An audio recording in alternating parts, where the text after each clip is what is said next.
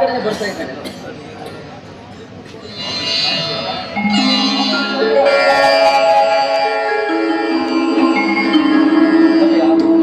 ನೀನು ನಮ್ಮ ಮನೆಗೆ ಬಂದಿದ್ದು ಈ ಕುಚೇಲನ ಮನೆಗೆ ಕೃಷ್ಣ ಬಂದ ಹಾಗೈತಿ. ಕೃಷ್ಣ ಕುಚೇಲ ಅಂತ ಏನೇನೋ ಹೇಳ್ತಾ ಇದ್ದೆ. ನಾನು ನೀನು ಬೆಸ್ಟ್ ಫ್ರೆಂಡ್ಸ್. ನಿಜ ಹೇಳ್ಬೇಕಂದ್ರೆ ನಾನು ದಿನಕ್ಕೆ ಒಮ್ಮೆ ಆದರೂ ನಿಮ್ಮ ನೆನಪು ಮಾಡ್ಕೊಳ್ತಾ ಇದ್ದೆ ಗೊತ್ತಾ. ಓಹೋ ಹಾಗೇನು, ಅದಕ್ಕೆ ಹೇಳ್ಬೇಕು. ಸಂಚಿತ ದಿನಕ್ಕೆ ಒಂದು ಬಾರಿ ಆದರೂ ಆಕಳಿಸ್ತಾ ಇದ್ದೆ.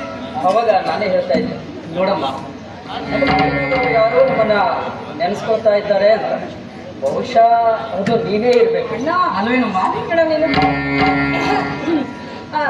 ನಮಸ್ಕಾರ ಸರ್. ಮನುಷ್ಯ ಬಾಯ್,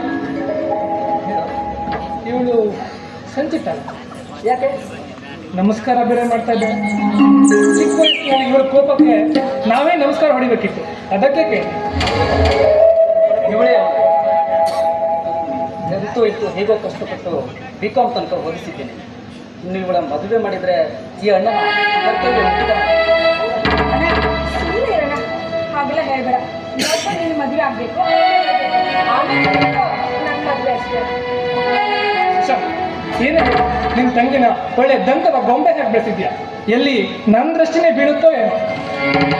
ಸರಿ ಸೌಮ್ಯ, ನನಗೆ ವ್ಯವಸಾಯ ಸಂಘದ ಹತ್ರ ಸ್ವಲ್ಪ ಕೆಲಸ ಇದೆ, ನಾನು ಹೋಗಿ ಬರ್ತೀನಿ.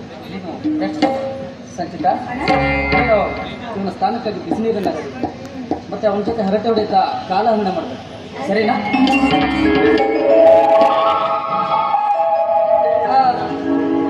ಅಣ್ಣ ಹೇಳಿದರೆ ನೀವು ಜಾಸ್ತಿ ಸತಾಯಿಸ್ಬಾರ್ದು. ಸರಿ, ಬಿಸಿಲು ರೆಡಿ ಮಾಡ್ತೀನಿ. ಸ್ನಾನ ಮಾಡಿ ವಿಷನ್ ತಿಳ್ಕೊಂಡು ಬನ್ನಿ.